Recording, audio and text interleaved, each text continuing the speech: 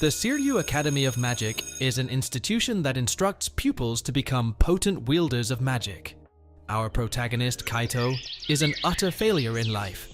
He received the lowest possible marks in every subject, prompting the instructor to inquire, why, in the name of the divine, is he still enrolled at this academy? Consequently, our young man gazes directly into the educator's eyes and conveys that his priorities are well defined. He's here to captivate maidens and accumulate them akin to Pokemon.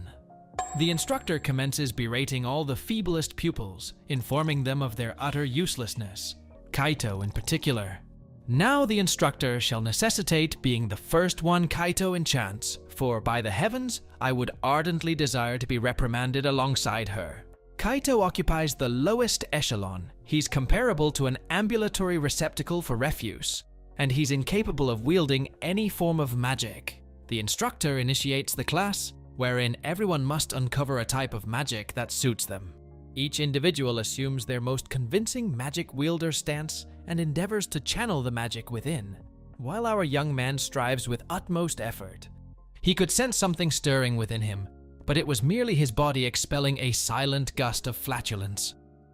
The instructor realized that Kaito consistently exerted himself more fervently than anyone else, to the extent that he appeared on the verge of rupturing a blood vessel or two, yet he remained incapable of accomplishing even the slightest feat. However, the instructor surmised that he should at least be able to manifest some ability, for the academy did indeed admit him as a student. The young maidens at the Institution of Sorcery commenced discussing how Kaito's sole aspiration was to become a potent wielder of magic, thereby enabling him to establish his own harem and fulfill every aficionado of isekai's reveries. Nevertheless, the young ladies did not experience any dampness in their undergarments upon hearing this, and declared that they would never even contemplate pursuing a romantic association with him. Kaito endeavored to summon his magic once more, this time with the appropriate objective in mind. He succeeded in conjuring a robust gust of wind that afforded him a furtive glimpse of the young lady's Calvin Klein undergarments. The male students commenced cheering for him, and it transpired that they were the ones who had utilized the wind and attributed it to our young protagonist. The young ladies commenced fleeing while denouncing him as a degenerate, and one of them confronted him, inquiring about his actions. Kaito recognized her as Yui. She began to express consternation over the fact that, upon obtaining magical abilities, the first thing he did was gaze upon undergarments. The student recognized her as Tengen Senpai, and pondered why she was conversing with someone like Kaito. Upon hearing this, Kaito swiftly departed from there, prompting her to inquire as to why he had fled. He elucidated that since she was an eagle tier, it would be an unsavory perception for her to converse with a bottom-tier loser like him. Yui was his senior who excelled in academics, athletics, and magic. She was among the elite at the academy, and when they were younger, she used to train with him. She informed him that it was merely a ranking and not a profound matter, and to uplift his spirits, she summoned a substantial quantity of his favorite fried chicken. Then she inquired whether he had been serious when he stated that he was learning magic to obtain an infinite number of romantic partners. Our young man expectorated his food upon hearing this, and she recollected that he had previously informed her of his aspiration to attain the Phoenix tier one day, which was the reason he desired to train with her. However, our young man refuted this and asserted that he had merely been naive, and since he was now a teenage male, all he could ever contemplate were voluptuous bosoms, elongated limbs, well-defined abdominal muscles on women, and shapely posterior regions. Yui believed he was being untruthful, for there was no conceivable way a male would endure such arduous circumstances merely for the sake of some breasts. It's evident that Yui has no clue about Denji's identity. Kaito departs and confirms that Yui accurately understood his true ambition. Becoming an elite Phoenix tier magic master is his genuine goal, and the talk of desiring female admiration was merely a ploy to hook readers like myself onto this tale. Kaito clarifies that attaining Phoenix status holds significance because of a childhood pact with his friend Mai. They vowed to master magic together, and he would ascend to protect her at any cost. Yet to this day, his sole accomplishment involves inadvertently glimpsing ladies' intimate garments. Then Kaito spots Mai, the lovely and universally adored school celebrity, bearing the Ice Queen moniker. As the youngest prodigious Phoenix tier wielder, her talents astound. Kaito spirals into despondency, deeming himself a jester for ever presuming someone of his lowly rank could safeguard someone like her. He might as well be an entire circus for entertaining such a ludicrous notion.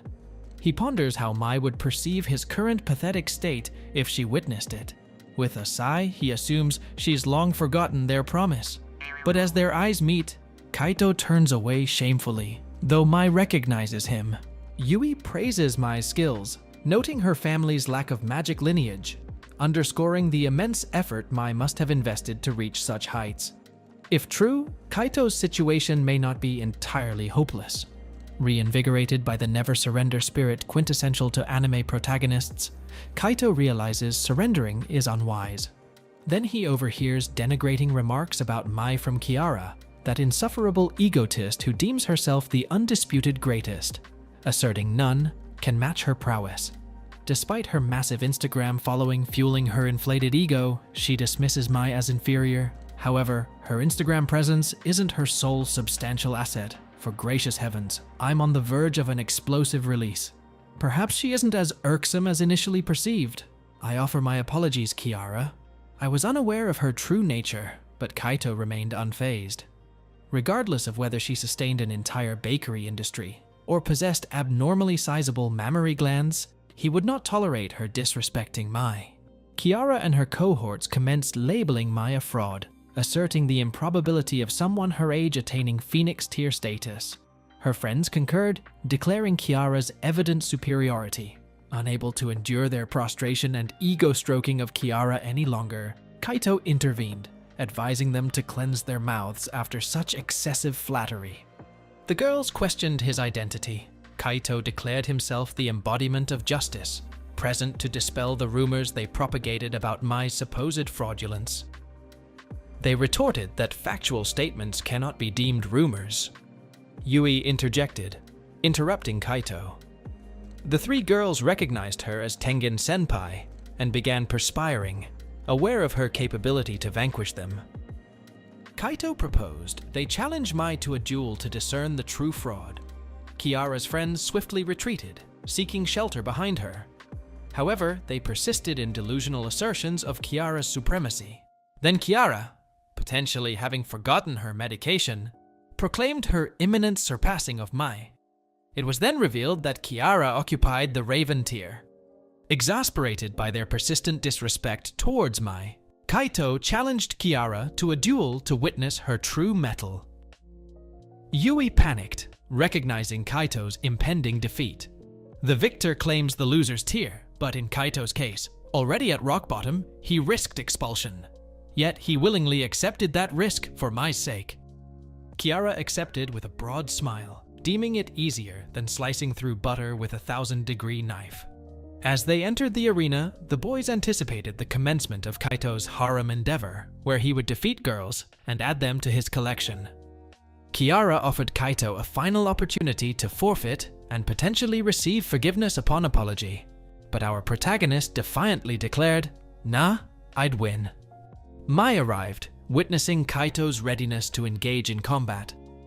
As the duel commenced, Kiara took flight, intending to toy with him briefly while seizing an opportunity to gain popularity. She unleashed a single attack, prompting onlookers to deem her prowess comparable to Gordon Ramsay, cooking up a generational performance.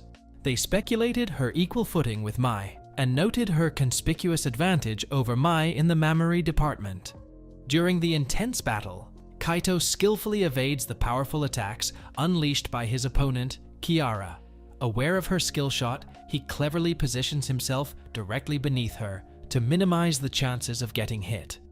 Kiara, on the other hand, draws attention to herself by unintentionally revealing her Calvin Klein underwear, leading to a rather awkward moment. While Kiara blushes, she continues to launch a barrage of fire attacks, causing jealousy among her admirers who are envious of Kaito's accidental glimpse. Yui offers words of encouragement, but Kaito finds himself constantly on the defensive, unable to gain the upper hand. The school principal inquires about Kaito's lack of skills, which Takizawa-sensei confirms. However, the results of the tests reveal a surprising inclination towards magic, puzzling the principal, who remarks that Kaito is perhaps the least skilled student in the school's history. Kiara believes it's time to end the fight, but Kaito criticizes her skill shots, likening them to those of an inexperienced player. Kiara admits to deliberately missing her shots to entertain the audience. She then unveils her powerful flame serpent attack, leaving Kaito at a significant disadvantage. The crowd mocks him, but Mai intervenes, urging everyone to focus on the duel. Kaito manages to make eye contact with Mai briefly, before she is pulled away for her own duties. Kaito is taken aback by Mai's unexpected support. Meanwhile, Kiara grows increasingly frustrated with Mai stealing the spotlight. Determined to assert her dominance, Kiara prepares to unleash an overwhelming attack on Kaito, leaving him regretting his choices and fearing expulsion from the academy, thus failing to fulfill his promise to Mai. In a crucial moment, something within Kaito clicks, and he recalls his unwavering determination to win. Refusing to be seen as a fraud, he endures Kiara's onslaught, defying expectations as he emerges from the smoke unscathed.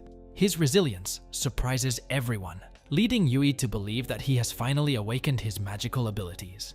Even the teachers, who were initially perplexed, begin to sense his magic.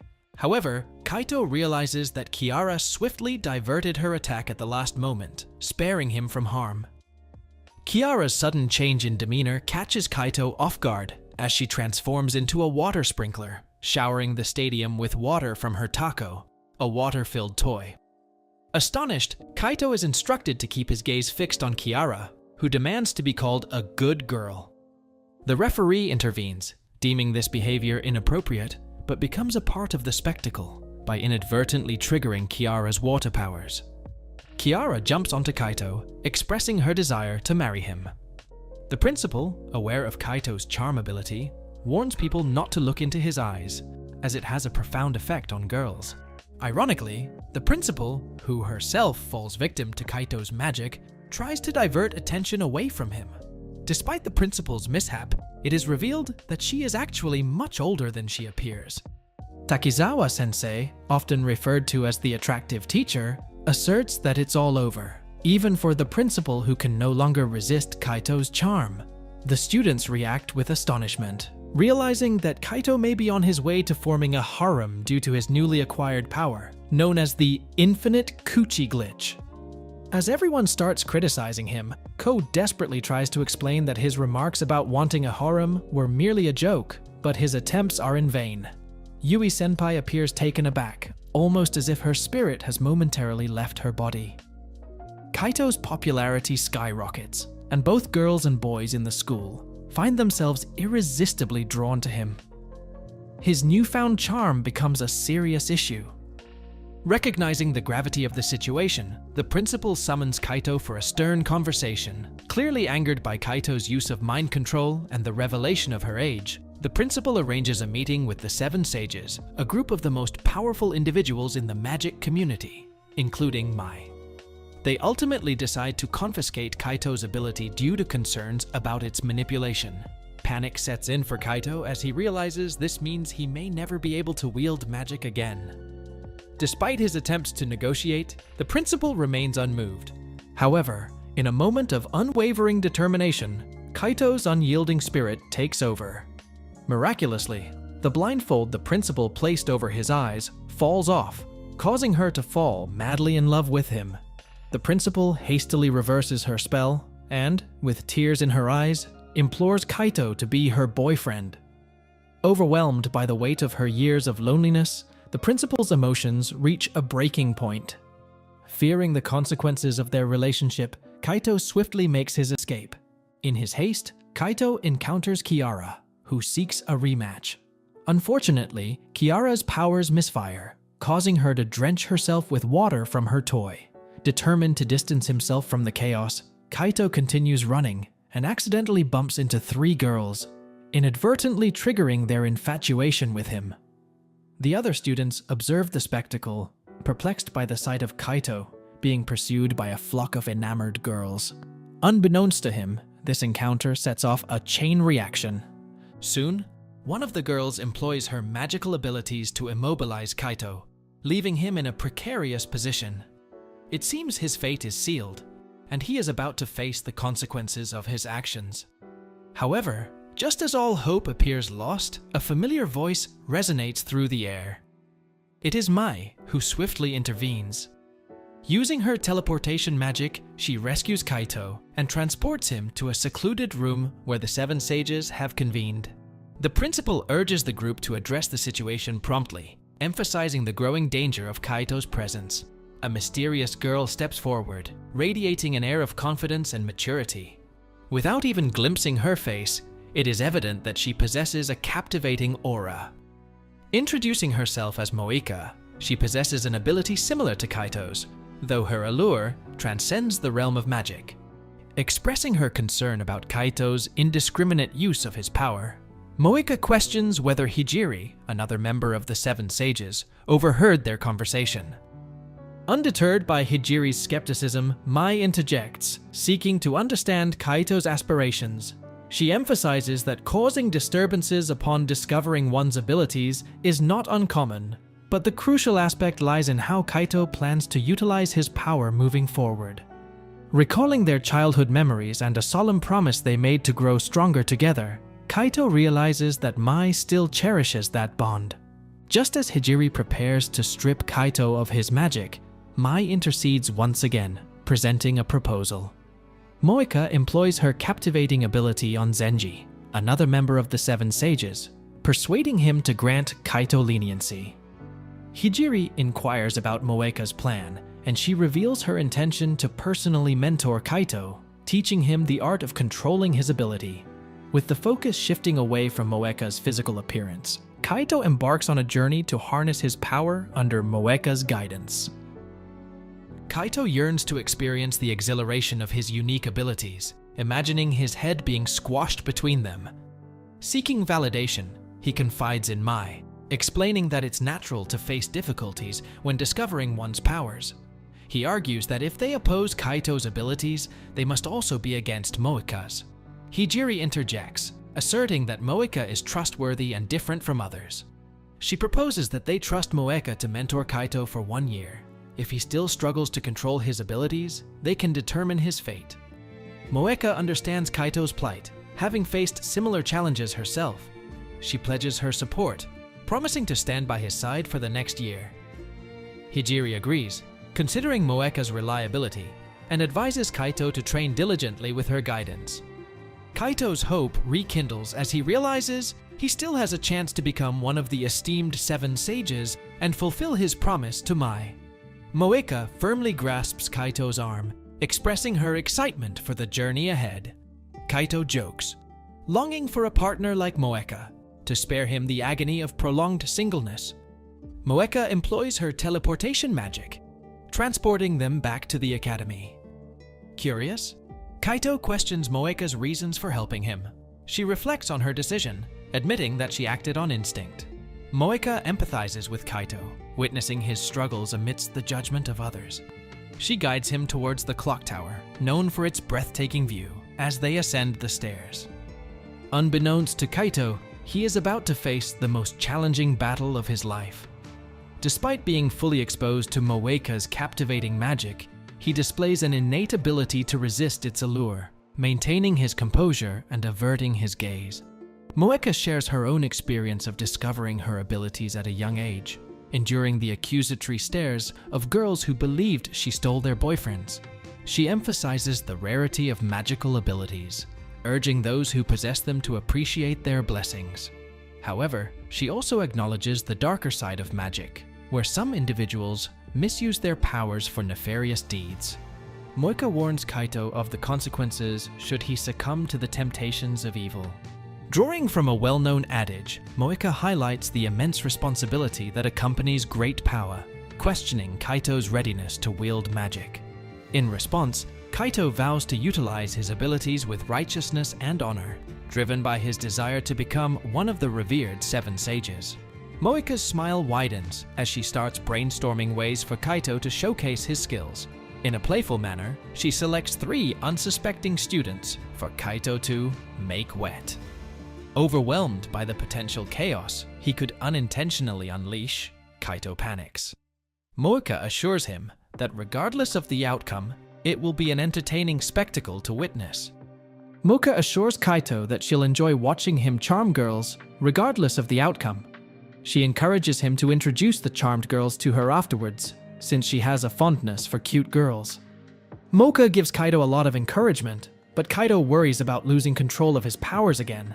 If that happens, he could end up drained of his multiplying body fluids. Moeka floats Kaito up and tells him to stop talking nonsense, or she'll rethink mentoring him. She sends him flying like a torpedo towards a girl, where he lands on a heavenly area of her body. The girl realizes Kaito is the creep who charms people and runs away. Kaito knows if he can't follow Moeka's orders, she won't mentor him anymore, so he chases the girl. His poor choice of words makes the girl think he has devious intentions. Moeka laughs at the situation, and Kaito pulls out his wallet, offering to pay the girl. The disrespected girl uses magic to send Kaito flying.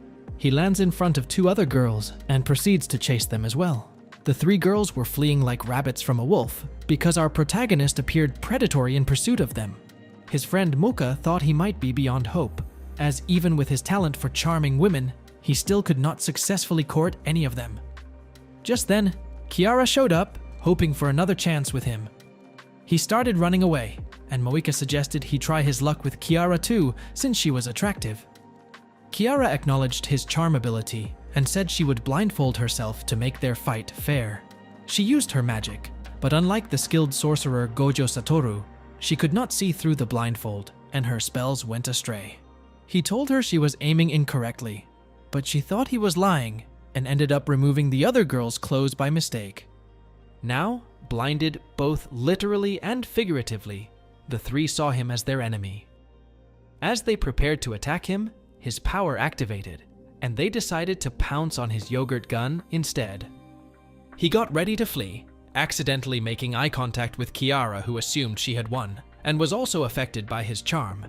He recreated the entire earlier scene beat for beat, and seeing this, Moeka realized his power could quickly spiral out of control. She jumped down, put everyone chasing him to sleep with her magic, and asked if his power was on, since his eyes grew warm when active. He said no, it was not.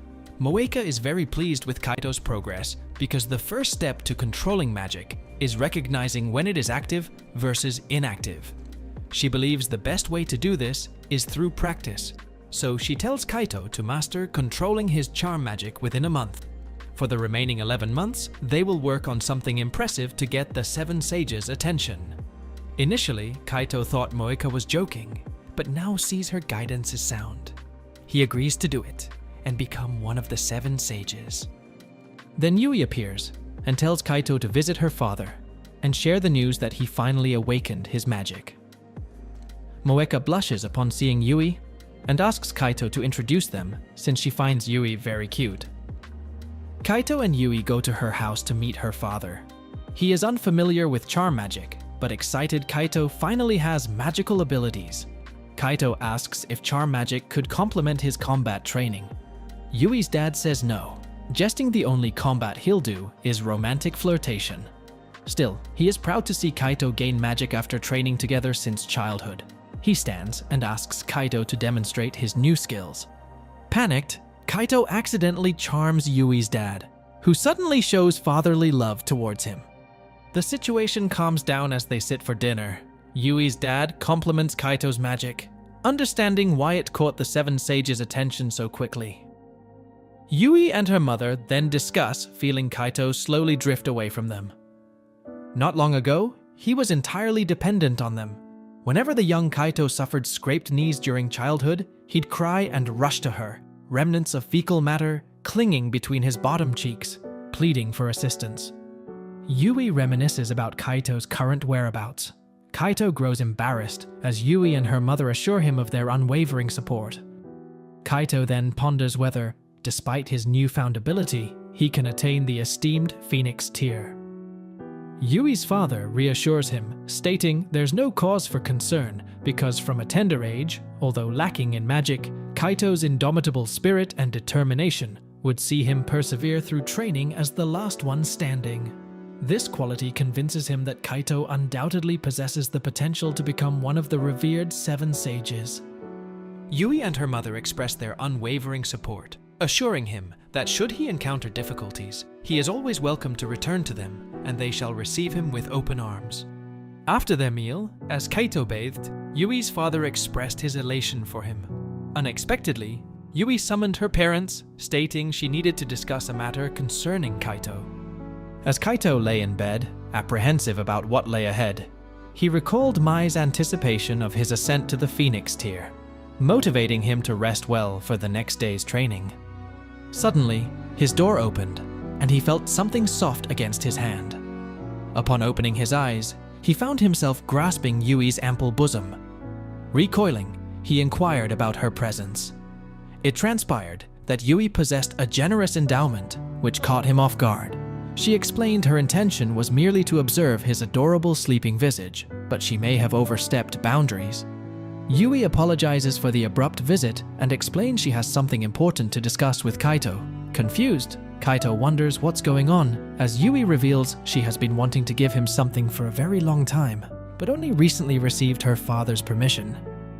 She produces a document from her clothing, a marriage registration form between herself and Kaito.